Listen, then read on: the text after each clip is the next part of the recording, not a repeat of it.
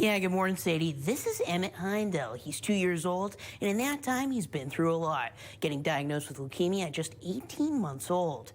And the past couple of weeks have been especially rough, but thanks to his family and doctors, they've kept Emmett strong. What sound does a dinosaur make? Sometimes Emmett can seem like any other 2-year-old boy playing with his dinosaurs and enjoying the company of his parents. But then things can quickly take a turn, like they did last week, when his parents, Ben and Claire, were notified Emmett had a blood infection and that they had to rush down to Milwaukee by ambulance to make sure he had the best care. Basically confirmed what our local ED in Wausau was telling us to say, hey, this is not great, but we have the means to treat him, and that started us down a path of antibiotic treatment. Emmett's battle with leukemia has been tough on both him and his parents. Ben says cancer's not a linear journey, having been through many emergencies like this before, and while it seems like they manage well, it's still hard. Just because we wear it well doesn't mean that it's heavy. So and that mantra sort of rings in my head. When folks say, "Hey, you're being so positive, you're handling this so well," it's still pretty heavy. But we have pieces and steps in place, not only for ourselves, but just surrounding us that allow us to be the best that we can be. There's a Facebook group for Emmett run by his parents, and countless people have followed his journey and reached out to help, like one of Ben's old friends from college from Door County Candle Company, who made a candle called Bravery in Emmett's honor, and customers have been touched by it. We had one lady email us that she purchased this candle, and then that same day her friend from cancer had passed away. And so she said that this candle was going to be her candle in honor of her friend. And I mean, the stories are emotional and deep. The candle had been discontinued for a couple weeks before Emmett went to Milwaukee, but when he went back, Christiana felt like it had to return. Emmett's been up and down lately, sometimes perking up, but then suddenly having tummy troubles. He'll be at the hospital a bit longer to play it safe. We'll be here at least through March 11th yet, just to make sure that nothing goes wrong and that antibiotic course runs its treatment as it should. If you'd like to support Emmett and other kids like him, his parents say you can still buy the Bravery candle. You can find it at the website on your screen. That's doorcountycandle.com, and search for Emmett. 100% of the profits will go towards the Midwest Athletes Against Childhood Cancer Fund. And according to the website, today's the last day you can buy the candle. Live in studio, Jimmy Sadowski, News 9, WAOW. Thank you for that incredible story, Jimmy. Our thoughts are definitely with Emmett and his family during this pretty difficult time. Oh, absolutely. And if you have the means to buy a candle, consider doing so. Absolutely. I'm sure they would definitely appreciate it. Don't go anywhere. We'll be right back with your top stories. Yeah, guys, Dan Carlson is once again running for mayor of Nakusa, and this time around, if he wins, a major focus of his will be trying to get more citizen participation in local government. The Nakusa mayor's race now comes down to two candidates who faced off in a mayoral election before, Dan Carlson and Alan Marcoux. Dan and I met up at his pizza parlor, Goodfellas, that he's owned for 20 years. He got his start in local politics back when he was on city council, and he told me he's looking to get more citizens involved with local government if he has another term. Get citizens to participate in the government so they have a stronger voice in what goes on. Because a lot of times we're making decisions and we don't hear about any feedback until after things have been made, things have done. And he thinks social media seems like the best route to try and make that happen. So I think that's probably the easiest way to do it, because a lot of people are using social media these days. So just to reach out and at least make the effort. I mean, it's up to the citizens to want to be involved. The biggest challenge he thinks he's faced in his current tenure is time. It is part-time, so it's really no set schedule. Just try to make myself really available. Being in business, it helps because people can find me pretty easily. Other potential ideas he wants to execute in another term are expanding fishing opportunities by the riverfront and working with a high school student who wants to spearhead an operation to make a dog park near that area. Tomorrow, we'll be doing this again with challenger Alan Marcoux and seeing why he wants to be mayor of Nakusa. Live in the newsroom, Jimmy Sadowski, News 9, WAOW. Yeah, Sadie, Alan Marcoux's no stranger to the mayor's seat in Nakusa, having been mayor back in 2012. But this time around, he's focused on trying to be sort of a jumper cable to start back up the car that is the city of Nakusa. Two men who know each other very well are running against each other once again for Nakusa mayor, Dan Carlson and Alan Marcoux. Alan's been mayor before, but he feels this time around he's needed to reinvigorate city government. My opinion, the last few years, the city has gone stagnant.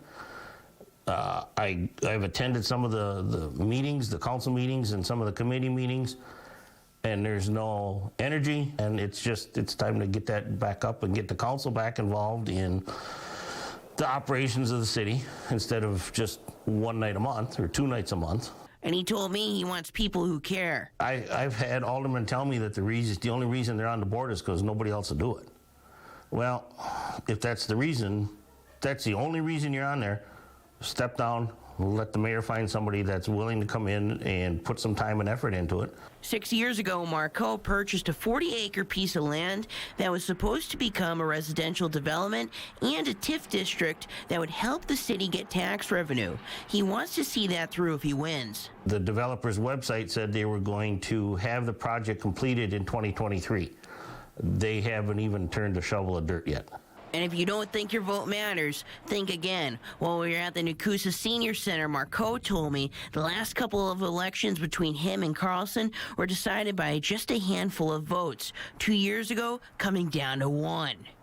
If you want to see the profile piece we did on Dan Carlson yesterday, that'll be on our website. And as for the election, that's right around the corner on April 2nd. Live in the newsroom, Jimmy Sadowski, News 9, WAOW. Yeah, good morning, Sadie. I'm live here at EverCon with one of the co-owners, Ryan. And Ryan, we do have a little friend here with us. Well, that is Drakehard, the Black Plague behind us here. And he's going to welcome all of you to EverCon. And EverCon's not just about the games, you also have wrestling too, right? Well, let me tell you something, Jimmy. That's my best Hulk Hogan. We got professional wrestling this weekend. That's right, and 2 nights of it. We have a 7 o'clock tonight, and then we have a 3 o'clock and a 7 o'clock. It's all included with your EverCon badge.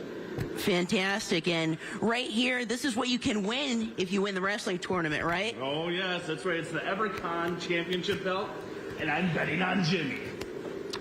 If you want to be like the Macho Man Randy Savage, you can have one of these. Guys, I know you have a lot of prep to do, Ryan. Thank you. Jimmy, I'm also betting on you to win. But, you know, if people go and they want to kind of remember their weekend, is there any merchandise that people can buy for EverCon? Yeah, Sadie, they got hats, sweatshirts, and you can't just buy them here. You can also go on their website. They have plenty of it there as well.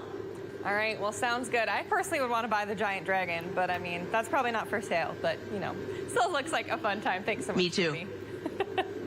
Thank you, Justin. Those snowplows are hard at work this morning after that record snow, but many of those roads are still a bit slick. We want to go now to News 9's Jimmy Sadowski, who's giving us live team coverage all morning long. Jimmy, where are you at now? Sounds like there might be a little bit of sleet out there where you're at. Yeah, you know, it's funny, Sadie. It's very kind of fluky. It was really coming down like 5 minutes ago, but, you know, kind of figures we're going live. It all of a sudden kind of stops, but very intermittent, on and off. I know Justin said it's going to be raining later, so that'll complicate things on the roads for sure and when you're cleaning your car off. So do everything as early as you can, honestly, today, because conditions are just going to deteriorate and they'll kind of get pretty mucky when it's a bunch of rain coming down. But really quick, we're in the Sam's Club Rim Mountain parking lot again, by the way. We wanted to give you a little different angle than before from the plows, but we're going to go back here. We got some pretty big snow banks. Justin said we got about 11 inches here in Wausau. I mean, I'm about 5'6". This thing's towering over to me. Look at this. Pretty big. And as for like how the snow is, thick, packs well, can throw a good snowball. Pretty nice. If you want to go play in the snow, go for it. I mean, very playable snow, I'd say. Good for the kids. If you're on spring break or hanging out, should be pretty good.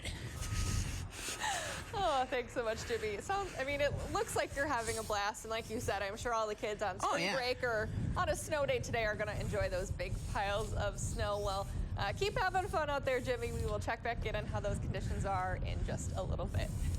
Yeah, Sadie, we're live from the Breakfast Bear parking lot in Red Mountain. We're overlooking Highway 51 out here as well. And the precipitation has been kind of spotty because when we first got here, we actually had a bit of thicker snowflakes coming down. Now it's more like a sleet, and it almost hurts your face a little if it hits it. And like Justin said, record snow totals for the 24th, and we're up to about 11 inches. Shouldn't be a ton more now. We're going to take a quick measurement here. Brought out the Storm Track 9 weather team's ruler. We're kind of on a hill too, so that'll play a factor. But yeah, let's throw it in here. Let's see what we're at. This is about 9 inches right here, so close to the amounts we got even just last night. And you're going to want to really take your time on the roads out here on the highway. So far, it looks like the cars are moving pretty good. We haven't seen any accidents or anything like that yet, but they're going at a pretty average clip, I'd say.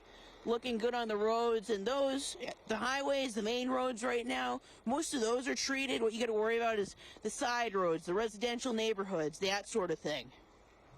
Yeah, for sure. And we talked a little bit earlier this morning when you went out to go do these live shots. It took you quite a bit of time to actually scrape off the car, right?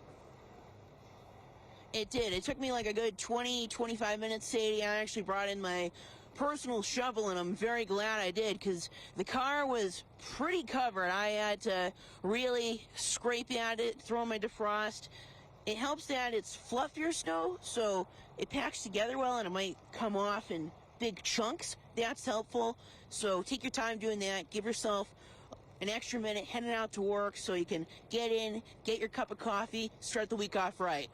Yeah, for sure. Well, thanks so much for that update, Jimmy. We will check back in just a little bit. Yeah, guys, I'm live outside Limerick's Irish Pub right here in downtown Wausau, and they tell me they've got all the makings of a classic St. Patrick's Day celebration. Well, Jimmy, you're a New England guy, so I know that you love this holiday. And you mentioned the Jameson and the Guinness. There's a certain drink where you kind of mix those two together that I know we both enjoy. But what would you say your favorite Irish food or beverage is? You know, I love a good Guinness shake, but my buddy Mike got me hooked on this when I went down to Chicago recently. The Jameson Orange and Coke. It is to die for. I love it. You are a big Jameson Orange guy. You could be a spokesperson for them lately, I feel like. Well, thank you, Jimmy. We'll check in with you later on. Yeah, good morning, Sadie. Not too many people that work from home have a sales cap put on them, but if Assembly Bill 897 passes, that could be the reality for home bakers. Meet Katrina Cropeland. She started up Cat's Sweet Escape out of her house in Marshfield 2 years ago. Things were pretty sweet after that. People enjoy her macaroons and bronuts, and she even expanded with a food truck. Her profits were rising each year, but her sales could be capped at $20,000 if this bill passes. Right now, the sky's the limit, and she wants it to stay that way. Well, the possibilities are endless without a cap, which is how it really should be.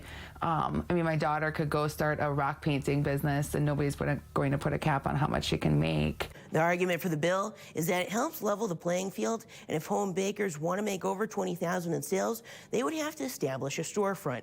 Katrina, however, says with the sales cap, she wouldn't even be able to keep the stock of supplies she has now, let alone purchase a storefront. Live in studio, Jimmy Sadowski, News 9, WAOW. Good morning, Jake. March Madness is a time when people who usually don't gamble on sports decide to place a few wagers and have some fun. But I talked to some experts who have some tips so you don't drive yourself into madness. March Madness is a great time with days of basketball games everywhere you can look. A lot of people like to do it in the company of their friends, have some wings or apps, and throw down some money to make things a bit more interesting. You can do exactly that at the Potawatomi Casino in Milwaukee, where they're having viewing parties. And one official from there says, if you know you got a gambling problem, don't go. But if you're looking to get into it, advice is to just set a budget and, treat it as an entertainment. That's really what it is. It's just, it's amazing how just a $5 bet on a game just really pumps the excitement level up a lot. And so, so it makes it a lot more fun of an event. Just it gives you a little more rooting interest. And if you're down at that casino looking to bet on the Badgers in the tournament, you're out of luck because they unfortunately don't accept those. Well, Jimmy, we've been talking about brackets all morning. We know that you have Gonzaga as your national champion, but right now I think I want to talk about something a little different. Yeah, we kind of heard a rumor that it's somebody's birthday around here. It is. Do you have any idea whose birthday it might be, Jimmy? Yeah, I think I'm the culprit. Yeah. Well, if you were watching us 15 minutes ago or so, you probably saw Jimmy's mom, the traditional wish, but now it's our turn. So happy birthday, thanks, Jimmy. guys. That means a lot. Of course. Very happy to have you on Wake Up. Yeah, happy to be here. Yeah, everyone else loves you. We're not the only ones, so we wanted to give you a special shout out. Yeah, and we don't have it out here with us, but we do have a little something for Jimmy to snack on after the show. So well done this morning, and we'll let you go. Enjoy your birthday now. Yeah, thanks. You're a great crew. Thanks, Jimmy. Do without you. Yeah, good morning to you, Jake. Here at Seaway, they say all their flights across the board are filling up fast and they're in very high demand. All 3 airlines at the airport, that's American, Delta, and the newly added Avelo, are calling flyers' names left and right. The TSA said this is the busiest travel season since the holidays, with people seeking something to break up the winter. Having a direct flight to Florida with Avelo has been a huge hit in the area, and Airport Director Brian Griefey said the loads have only grown each month. Brian told me there's 2 factors driving this increase in spring break travel at Seaway. There's a 30 to 40% increase in total available seats, driven primarily by Avelo, but then also American has their 3rd daily flight this spring break that they didn't have last spring break. That additional American flight goes to Chicago, which acts as a hub where travelers can go all over the country and the world. And Jake, talking about Avelo, I believe you have some more info for our viewers on new summer flights. Is that right? I do. That is correct, Jimmy. Velo Airlines announced Wednesday that they are going to be restarting those nonstop flights to Orlando, but it'll be on a bit of a different schedule.